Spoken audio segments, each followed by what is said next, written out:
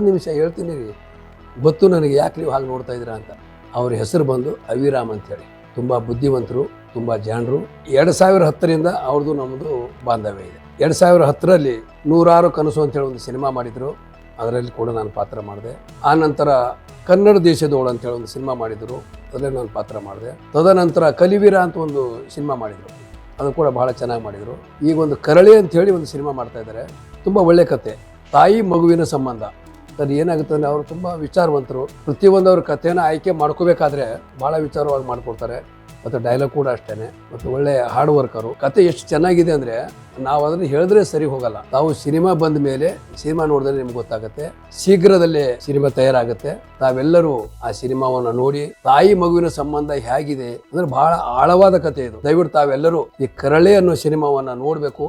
ಮತ್ತೆ ಒಬ್ಬ ನಿರ್ದೇಶಕರಿಗೆ ತಾವು ಆಶೀರ್ವಾದ ಮಾಡ್ಬೇಕಂತ ಹೇಳಿ ತಮ್ಮಲ್ಲಿ ನನ್ನ ಕಳಕಳಿಯ ಮನವಿ. ಜೈ ಹಿಂದ್, ಜೈ ಕರ್ನಾಟಕ.